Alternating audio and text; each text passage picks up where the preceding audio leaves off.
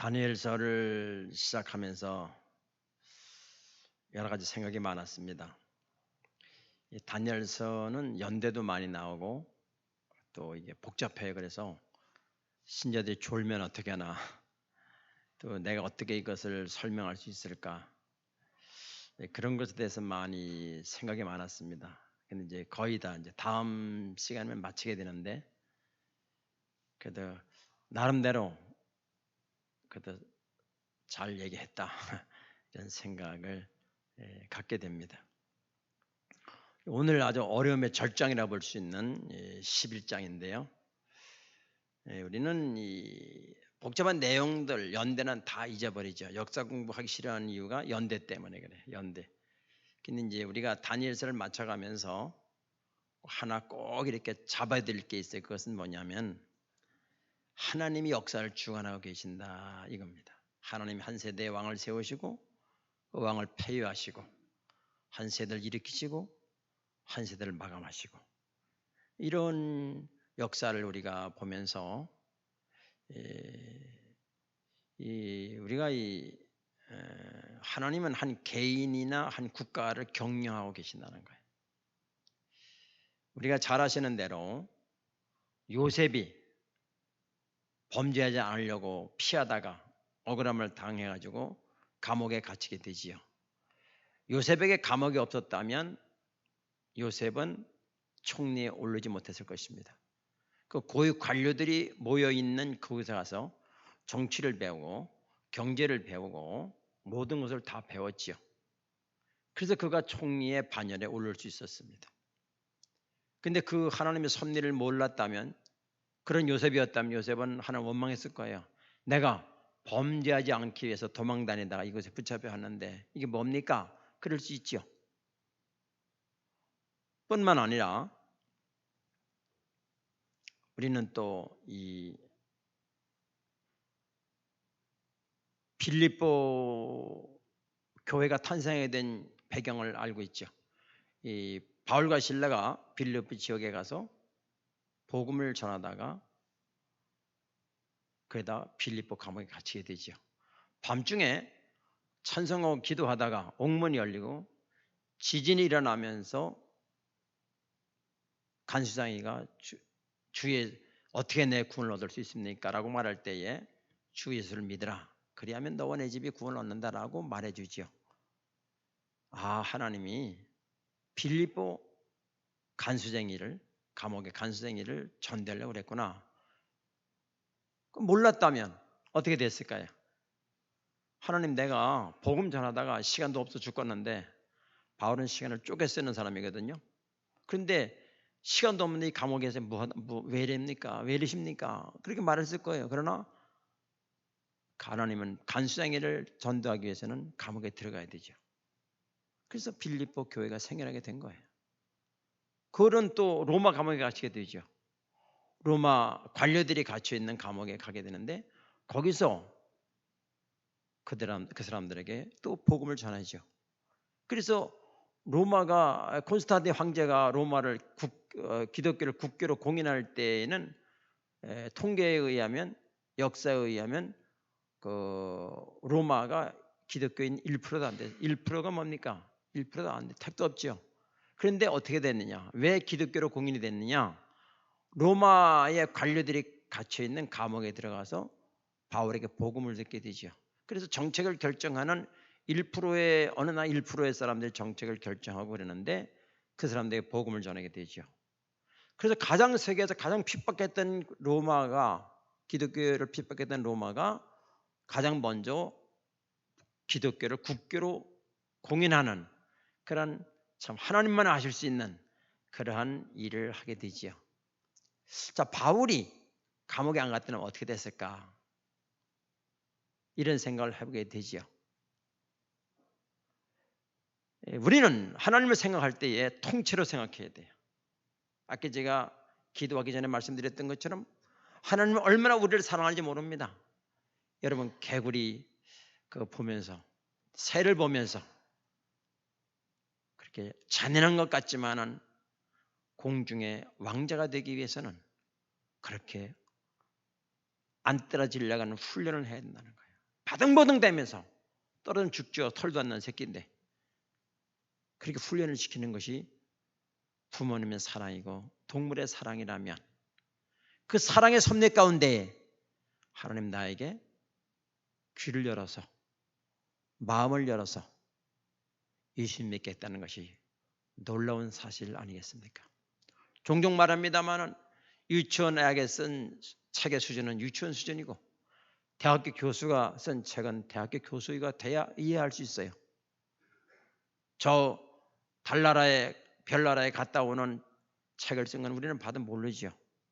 그 수준이 돼야 아는 것처럼 우리가 하나님의 말씀을 읽고 깨달을 수 있는 수준이 되려면 하나님의 영이 우리 속에 들어와야 그걸 깨닫게 되는 것입니다.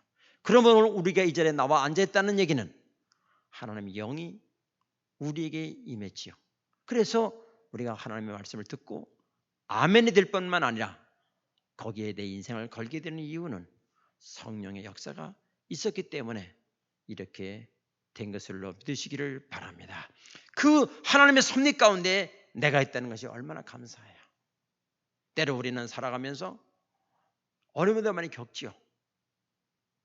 저는 다니엘서를 보면서 오늘 이제 다니엘서 11장은 세세히 말하지는 않겠어요. 왜냐하면 전부 전쟁 이야기이기 때문에 큰 뭉뚱거리면서 몇 가지 말씀을 드릴 텐데요. 이 바벨론의 느부갓네살 왕이 이제 처음에 꿈을 꾸게 되지 않습니까? 근데 그 느부갓네살 왕이 잊어버리잖아요. 꿈을 잊어버리는 것도 하나님의 은혜다. 바벨론의 느부갓네살 왕이 꿈을 꾸고 잊어버리지 않았다면 다니엘이 언제 등장합니까? 다니엘이 등장할 수가 없어요. 그 잊어버리는 것도 하나님의 은혜예요. 우리가 살다 보면 돈도 잊어버릴 수 있어요. 건강도 잊어버릴 수 있죠. 그래도 하나님 원망하지 마십시오. 누구를 탓하지 마십시오. 하나님 뜻 안에 있습니다. 아멘.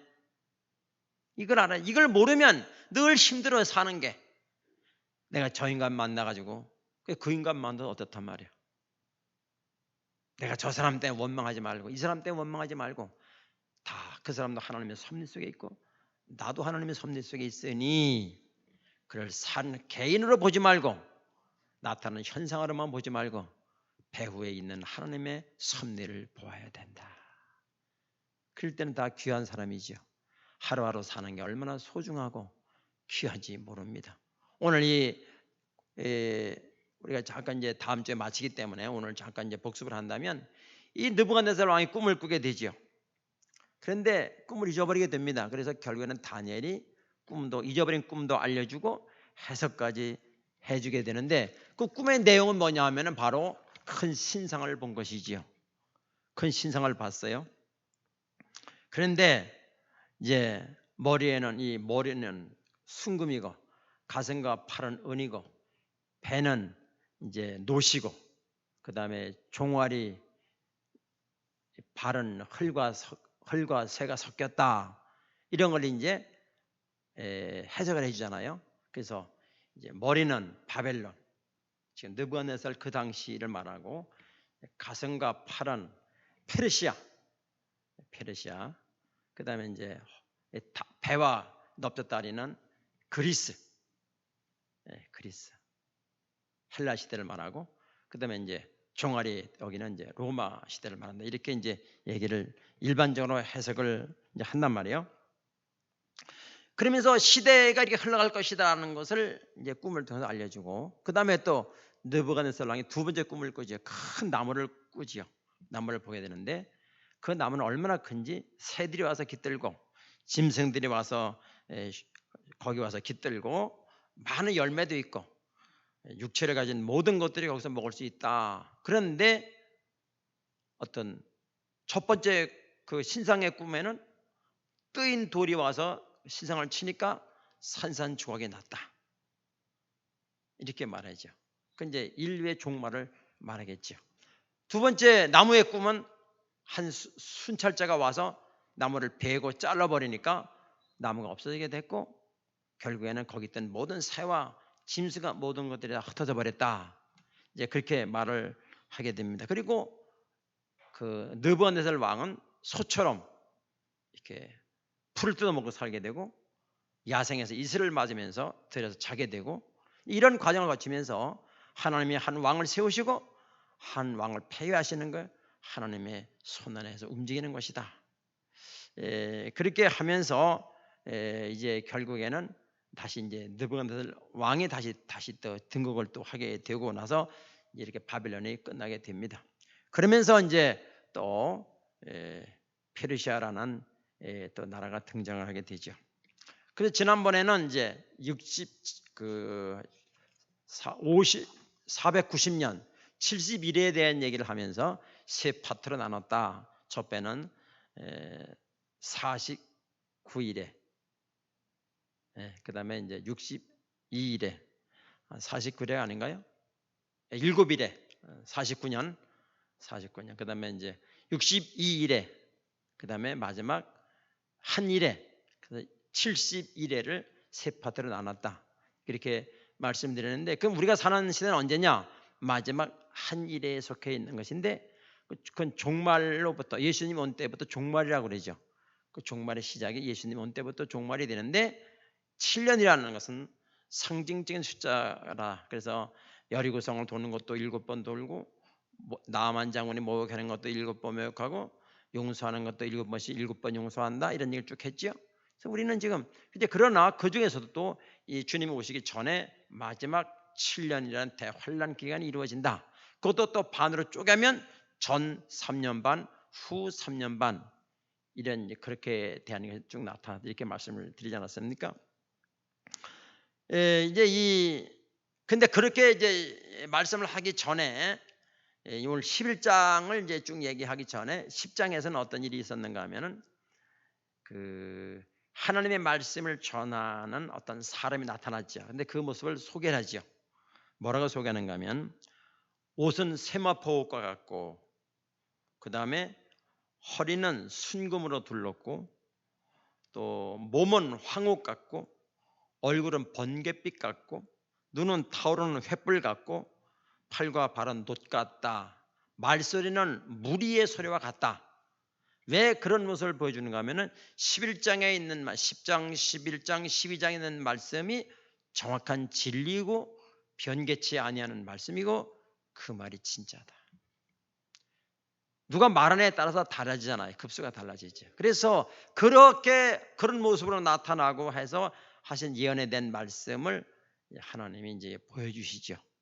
그리고 나서 11장에 있는 예언을 하게 됩니다. 이 말씀은 반드시 이루어진다. 여러분, 이 자연 이치를 보게 되면 시작이 있고 끝이 있어요. 한 개인으로 보면 탄생이 있고 죽음이 있어요. 이게 없는 게 없어요. 다 시작이 있고 끝이 있단 말이야. 그렇다면 인류도 시작이 있고 끝이 있다. 하루살이는 내일이 없잖아요. 내일 보자 인사하고 저녁 때 내일 보자. 그러면 하루살이가 내일이 뭔데? 잠자리한테 내년에 보자 그러면 내년이 뭔데? 잠자리는 내년이 없어요. 하루살이는 내일이 없어요. 그것만 생각하는 거지. 내 자체를 몰라. 하루살이는 내일이라는 말을 몰라요. 잠자리는 내년이라는 말을 몰라요. 우리는 죽음 이후의 말을 알아켜서도 몰라요. 이 인간의 한계입니다. 그러나 성경은 분명히 쭉 얘기를 했거든요. 시작이 있고 끝이 있다는 걸 우리는 다 알게 돼 있어요. 그래서 다니엘을 통해서 끝에 대한 얘기를 해주고 있는 것입니다. 자, 오늘 우리 11장에서 이제 다니엘이 본 환상에 대해서 이건 이제 다니엘이 88세쯤 될 때에 말을 했고 기록은 BC 533년에 기록을 한 거지요. 그 이후에 이 BC 533년 기원전 533년부터 한 200년간의 동안의 기록을 한 것이 이제 다니엘서 11장에 대한 기록이다. 이렇게 말씀드릴 수 있어요. 근데 이제 다니엘서 10장, 11장, 12장 다니엘서가 다 전체가 다 마찬가지지만은 학자 간에 이런 논란이 있어요. 이게 과연 다니엘 때 기록한 걸까? 다니엘 시대를 다 지나고 난 다음에 다니엘이 썼다고 말할 것인가? 이런 논란이 있어요. 왜 그래? 너무 정확히 맞으니까. 다니엘을 통해서 한 얘기가 정확히 맞아 떨어지니까 누가 우리말로 짜고 치는 고스톱 아닌가? 너무 정확하니까. 그래서 이 자유주의 신학자들은 이건 누가 후대의 사람들이 다 겪고 난 다음에 그 다음에 이걸 쓴 다음에 다니엘이 썼다 이렇게 한 거 아니냐 이렇게 얘기를 하는 좀 약간 이상한 사람들도 있습니다. 네, 여러분 이 다니엘서 11장은 크게 이렇게 좀 나눈다면 1절과 2절은 페르시아에 대해서 페르시아에 대한 얘기가 나와요. 그러니까 바사 왕국이죠. 성경에 바사라고 돼 있죠. 그다음에 이제 3절에서 35절까지의 내용은 헬라 왕국, 그리스에 대한 얘기가 쭉 나오게 됩니다. 그걸 또 세분하면 또 많이 나누겠지만은 그리고 36절부터 이제 45절까지 끝까지는 적그리스도 왕국에 대한 이야기가 나오게 됩니다. 크게 세 부분으로 나눌 수 있어요. 1절을 보니까 내가 또 메대 사람 다리오 원년에 일어나 그를 도와서 그를 강하게 한 일이 있었느니라. 그런데 2절에서는 이제는 다니엘에게 그런 내가 다니엘에게 말을 한다 이렇게 말했어요. 그래서 그러면 11장 1절에 나와 있는 건 언제 얘기냐? 9장에 보면은 다리오가 갈대아 나라 왕으로 세움을 받던 첫 해에 그 통치 원년에 나 다니엘이 책을 통하여 이렇게 쭉 나와요. 그러니까 하나님께서 이 다리오를 강하게 했다. 하나님은 한 사람을 강하게 하기도 하고 약하게 하기도 하시. 부하게도 하시고 낮추기도 가난하게도 하셔요. 이 역사를 이 능력을 믿으시기를 바랍니다. 하나님은 지혜롭게도 하고 어리석게도 하신단 말이에요. 이거를 가장 기초적으로 믿어야 돼. 이걸 믿지 않으면 인생이 복잡해져요. 의사 말에 의하면 사람의 병의 치료는 첫째는 마음이랍니다. 마음이 중요하대요. 마음에 따라서 어떻게 된다는 거예요. 그 다음에 이제 세 번째가 뭐냐면은 치료행위라는 거예요. 치료행위. 그러니까 마음이 중요하죠. 이 마음을 누가 다스립니까? 하나님이 다스리는 거예요. 우리가 하나님 환경을 바꾸려고 그러면 안 돼요. 그건 답이 없는 얘기예요. 어떻게 해야 돼요? 하나님을 경외하십시오. 그러면 그분으로부터 흘러내려오는 평강이 나를 적시게 되는 것입니다. 우리가 평강하고 두려운 것은 염려가 되는 것은 환경의 문제로 접근하면 안 돼요. 영적인 문제이기 때문에 하나님께 통치해 주셔야 돼요. 헬문산에서 흘러내리는 물이 갈릴리 바다를 갈릴리 호수에 들어와서 수많은 생명을 약동시키고 하듯이 하나님께로부터 내려오는 성령의 역사, 성령의 기름 부음의 역사가 있어야 우리 마음이 염려할 거를 봐도 염려가 안 되는 거예요. 염려가 안 되는 걸 어떡해? 안 되는 걸 어떡해? 아무리 나 미운 사람을 봐도 사랑스러워지는 걸 어떡하냐고요. 이런 기적을 맛보시기를 축원합니다. 그래야 예수 믿는 재미가 있는 거예요. 어떤 사람은 다 싫어. 사람마다 주는 것 없이 다 미워. 그건 아주 죄송합니다만 악한 영이 꽉 찼어. 다 싫은 거야. 다 싫어. 세상도 싫고 부모도 싫고 자식도 싫고 친구도 싫고 다 싫어. 나중에는 뭐가요? 자살하게 되는 거예요. 여러분, 하나님께서 우리 마음을 꽉 잡고 계셔야 돼요. 꽉 잡고 계셔야 돼요. 그래서 하나님은 우리를 다 통치하시는 분이시다. 여기 보면은 이 다리오를 강하게 했다. 그리고 2절에 보면 이제 내가 참된 것을 내게 보이랴. 내가 누구예요? 내가는 이제 가브리엘 천사겠죠. 내게 다니엘이죠. 보라, 바사에서 새 왕들이 일어날 것이다. 이 바사는 페르시아라고 그랬어요. 자, 새 왕이 일어날 것인데 후에 넷째는 그들보다 심히 부유할 것이며 그가 부유함으로 강하여진 후에는 모든 사람을 충동하여 헬라 왕국을 칠 것이다. 성경학자들은 이 넷째 왕을 에스더에 나오는 아하스 왕으로 봅니다. 아하스 왕으로 봐요. 그리고 그다음에 이제 헬라 왕국을 치게 된다. 헬라는 그리스를 말하죠. 자, 그다음에 이제 3절 가보면 장차 한 능력이 있는 왕이 일어나서 큰 권세로 다스리며 자기 마음대로 행하리라. 이 헬라의 한 능력의 왕이 나타나. 이 헬라의 능력을 누구라 하느냐 하면은 알렉산더 왕으로 해석을 하는 것입니다. 여러분 알렉산더 이름은 들어보셨을 거예요. 성경에 보니까 뭐 땅에 닿지 않고 달린다. 이 알렉산더를 찾아보니까 20살의 왕이 됐어요. 20살. 그래가지고 32살인가 죽어요. 젊은 나이에 요절을 하지요. 대단한 사람이지. 알렉산더가 대단한 겁니다. 알렉산더 인도까지 먹어버리고, 그가 일찍 죽지 않았다면 한국까지 먹지 않았겠는가. 뭐 전부 다 뭐 그런 대단한, 이미 그거는 성경에서 이미 예언을 한 것입니다. 그리고 나서 알렉산더가 이제 죽게 되죠. 근데 알렉산더는 아들이 둘이 됐어요. 그런데 이제 그가 이제 막 말라리아에 죽었다는 말도 있는데 하여튼 일찍 죽게 돼요. 그래서 이 아들이 있는데 이 아들에게 그 신하 물어요. 대왕이요. 이 나라를 어떻게 하면 좋겠습니까? 그러니까 뭐라고 말하는가 하면은 가장 강한 사람에게 물려줘라 이렇게 말해요. 자기 아들이 둘이 있었는데 아들한테 물려주라 말 안 해요. 강한 자에. 그래서 제가 그 동물의 왕국을 보면서 어떤 새끼는 막 입을 짝짝 벌리고 막 계속 받아먹고 어떤 사람은 입을 안 벌려. 입을 안 벌리면 잘 주지 마세요. 여러분 애들요 밥 먹을 때 주지 말아야 돼. 애들 다 머리 통박 굴리고 있어요. 사랑받으려고 그러는 거거든요.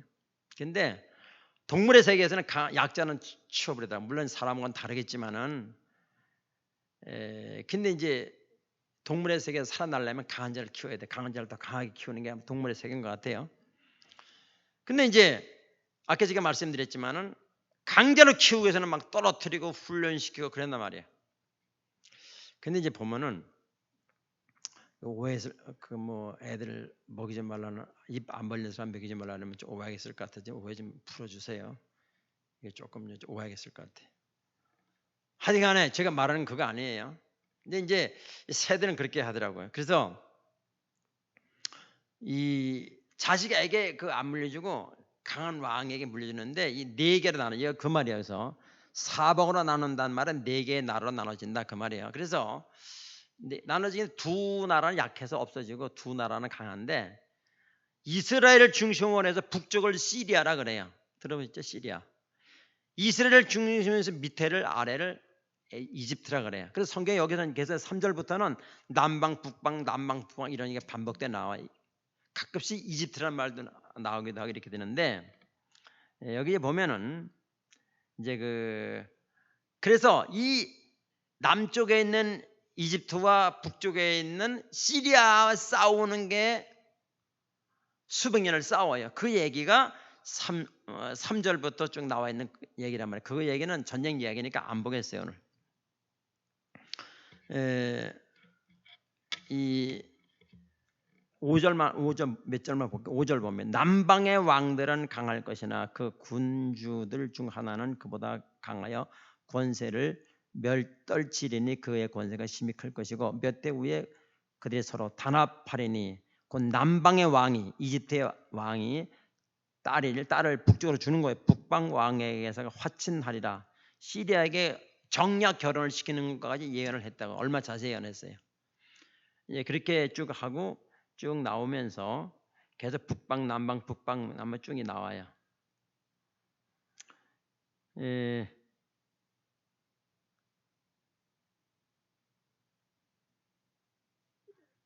여기 뭐 11절 봐도 남방 왕은 크게 나와서 북방 왕과 싸울 것이라. 북방 왕의 큰 무리를 일으킬 것이나 그 무리는 그의 손에 넘겨준 바 되리라. 그래서 여기 보면 이제 13절 봐도 북방 왕은 돌아가서 다시 군대를 전보다 더 많이 준비했다가 몇 해 후에 대군과 많은 물건들을 거느리고 오리라. 그때 여러 사람이 일어나서 남방 왕을 칠 것이고 내 백성 중에서도 포악한 자가 스스로 높아져서 이렇게 되면서 계속해서 쭉 이어지면서 이제 북방과 남방 계속 전투하는 거예요. 그 내용이 쭉 있기 때문에 제가 안 본다는 얘기를 했어요. 그 얘기가 35절까지 하셨대고요. 36절부터는 36절부터는 이제 여기 보니까 36절 그 왕은 자기 마음대로 행하며 스스로 높여 모든 신보다 크다. 이거 인간이 할 수 없는 얘기죠. 신보다 크며 이 적그리스도를 말하는 거예요. 비상한 말로 신들의 신을 대적하며 이 마지막 왕이 나타난다는 거. 적그리스도 때 마지막 왕이 자기가 왕이다 이렇게 말한다는 거예요. 형통하기를 분노하심이 그칠 때까지 하리니 이는 그 작정된 날을 반드시 이룰 것이라. 누가 작정된 거예요? 하나님이 작정된 거예요. 작정된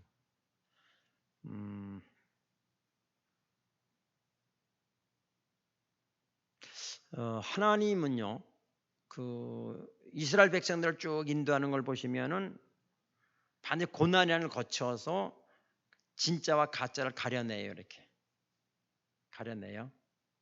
그러시는 것처럼 여기도 하나님은 여러분 우리에게 고난이 오면 개인적으로 오는 고난이 있고 국가적으로 오는 고난이 있어요.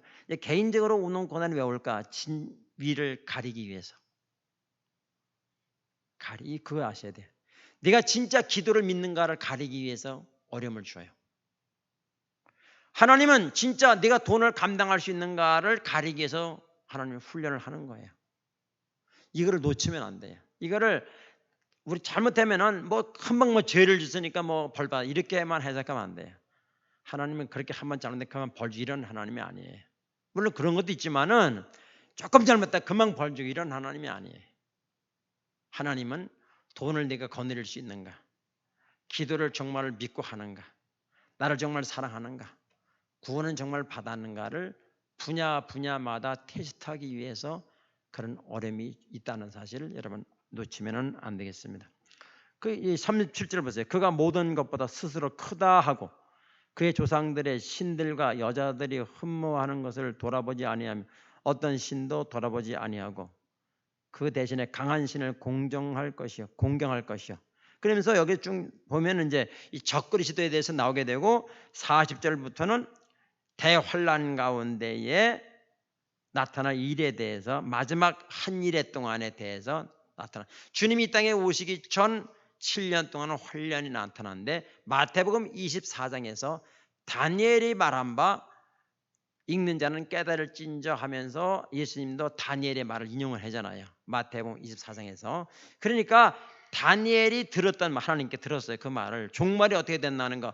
주님이 땅에 다시 오실 때에 7년 안에 무슨 일이 벌어질 건가에 대해서 여기에 말씀했어요. 그리고 이것은 이제 제가 요한계시록을 다음에 할 텐데 제가 지금 생각 중이에요.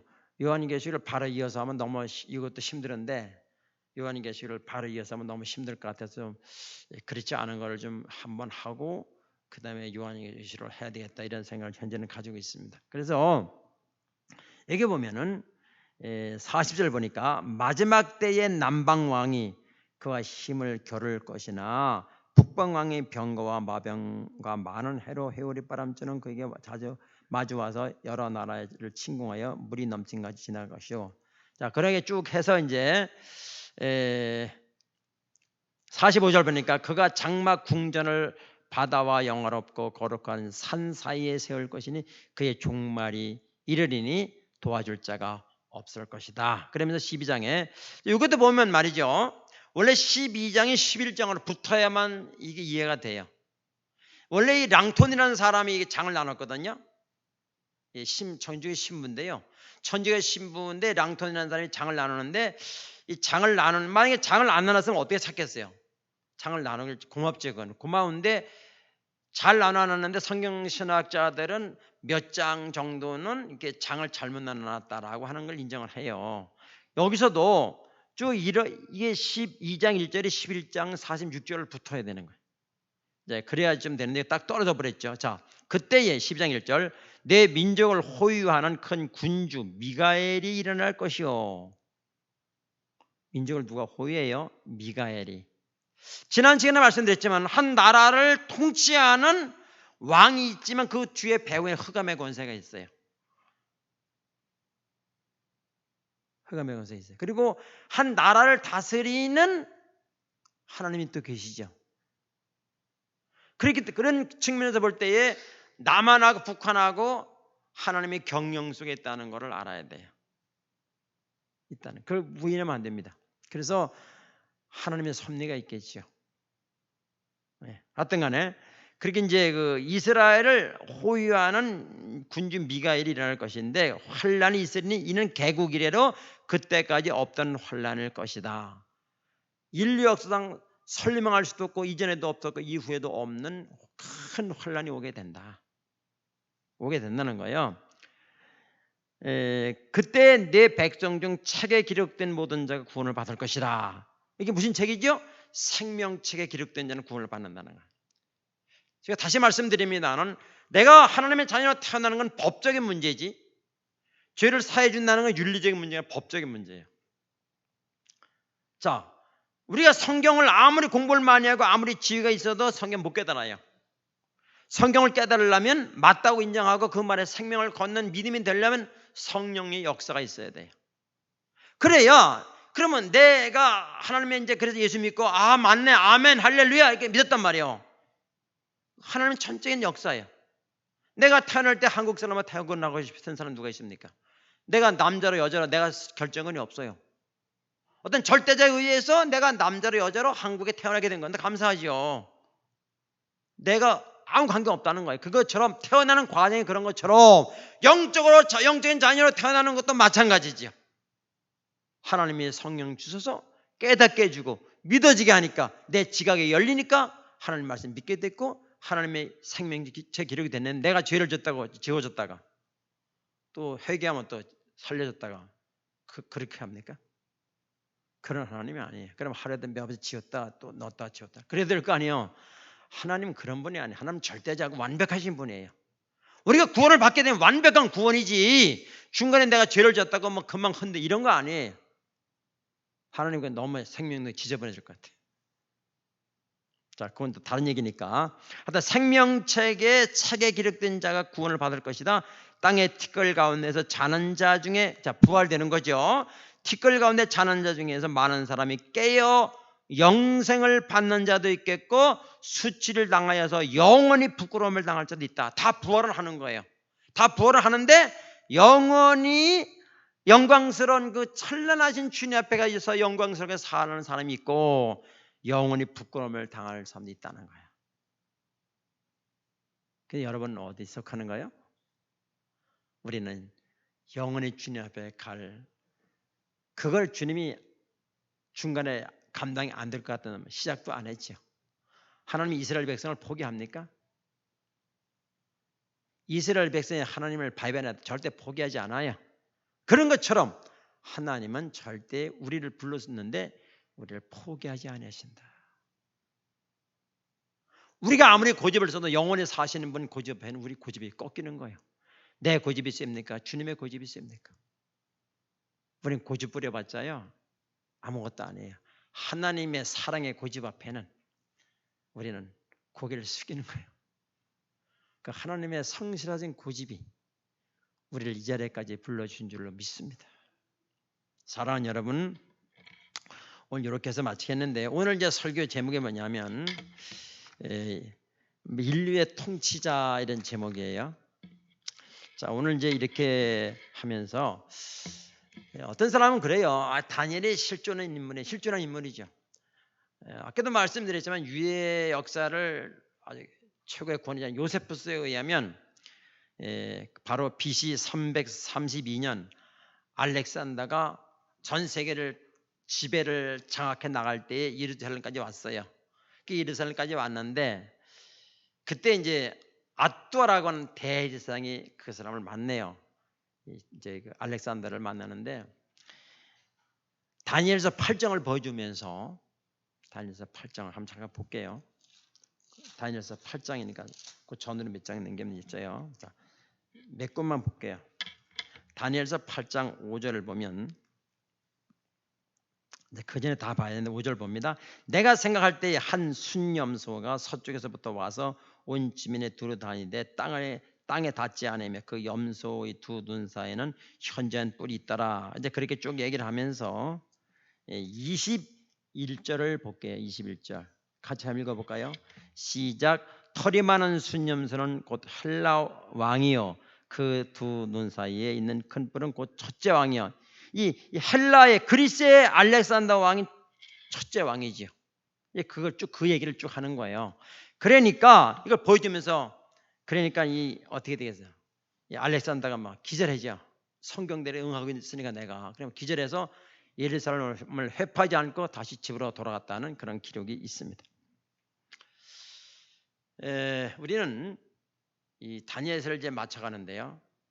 다른 거 다 잊어버려도 괜찮아. 연도가 하도 많아가지고 뭐 몇 년에 막 팔려왔고 몇 년에 또 다시 복귀해고 1차, 2차, 3차로 다시 고국으로 돌아가고 몰라도 괜찮아요. 중요한 것은 뭐냐? 모든 만물은 시작과 끝이 있듯이 하나님도 인류에 대한 시작과 끝이 있는데 그 경영은 하나님이 하신다. 이건 꼭 믿으시기 바랍니다. 그 과정을 하나님 인도하신다. 우리는 그 하나님의 섭리 속에 내가 있다는 것입니다. 이 땅을 살면서 아무리 힘들고 어려워도 예수 백신이 최고의 백신이에요. 아까도 말씀드렸지만 두려움은 모든 만병의 근원이에요. 이것을 스트레스라고 그러거든요. 의학용어로 스트레스. 성경적으로 말하면 염려하지 말라는 거예요. 시작하신 이가 끝까지 이루실 줄을 확신합니다. 우리 주님을 모두 찬양하시기 바랍니다. 주님은 우리의 모든 것을 통치하시는 하나님이신 줄로 믿습니다. 우리 교회에 오늘 귀한 분이 한 분 오셨는데요. 저 뒤에 한 분 계시는데 저분 남편이 목사님이셔요. 목사님이신데 농협 직원으로 있다가 은혜 받아가지고 이제 목사님 되셨는데 저 안성 쪽에 계셔요. 안성 쪽에 계시는데 시골 교회가 그렇잖아요. 왔다가 옛날에 성결교회는 이제 단능목이 2년을 해야 안수 받아요. 그러니까 이제 갈 데가 없으니까 시골 교회 갔다 2년 되면 나오고 안수 받아 나오고 또 갔다 2년 있다가 안수 받아 나오고 이렇게 했거든요. 저는 양심상 그게 하기 싫어가지고 개척을 했는데 근데 이제 저 신랑 되는 분이 가서 보니까 사람들이 이게 마음을 안 주더래. 왜 안 주냐 알아보니까 또 갈 테니까 2년 있으면 떠날 테니까 마음을 안 주대. 그래서 그 분이 나 여기서 뼈를 묻어야 되겠다 그렇게 결정을 해가지고 거기서 이제 평생을 이제 노인 몇 번 들여 목회를 하는 거예요. 저는 가끔씩 생각을 해요. 목회 성공이 뭘까? 어떤 분은 큰 한강과 같은 목회를 하는 분이 있죠. 그러나 거긴 지류라는 게 있어요. 지류. 조금은 지류가 있어요. 지류가 없는 강은 존재할 수 없죠. 그 사도바울 같은 경우에는 강에 갇히는 게 매를 맞는 게 성공이었어요. 우리는 애굽의 관념을 가지고 애굽의 가치로 성공을 판단하면 안 됩니다. 어떤 분은 몇 명 안 되는 교회에서 평생 교회에 섬기는 게 성공일 수 있고 어떤 분은 나병 환자만 치료하는 게 성공일 수 있고 어떤 사람은 상처만 싸매주다가 끝나는 사람이 있고 그건 하나님의 하시는 일이지요. 이걸 모두 다가 애굽의 잣대를 가지고 커야 되고 많아야 되고 명예스러워야 되고 이것만 성공이라고 생각하면 아직 애굽의 가치관을 못 벗어난 사람이다. 이렇게 말씀을 드릴 수 있습니다. 오늘 우리가 이 하나님 앞에서 나를 향한 뜻을 이렇게 발견하는 것이 매우 중요하다 봅니다. 죄송하지만은 제가 이런 말씀 드려서 결례가 안 되는지 모르겠는데 한번 잠깐 일어나시다 뭐 처음이자 마지막일 것 같아요. 우리에게 오시는 거 언제 또 오시겠어요? 한번 저 일어나 박수 한번 격려 박수 하겠습니다. 저하고도 신학교를 같이 다녔고 집사람하고도 같이 학교를 다녔어요. 근데 이제 굉장히 이제 거기서 평생을 이렇게 목회를 하셔요. 근데 오늘 이제 일이 있어서 우리에게 잠시 오시게 됐습니다. 기도하겠습니다.